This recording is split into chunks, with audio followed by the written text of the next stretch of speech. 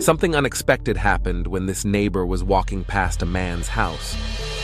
CCTV footage captured an unexpected moment involving a man in his 60s walking around the neighborhood.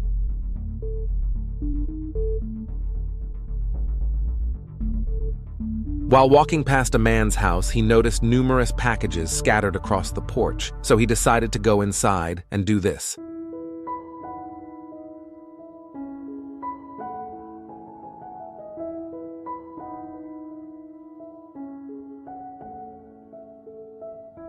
Despite his age, the kind neighbor carefully carried each package onto the porch and neatly arranged them in a corner for the homeowner.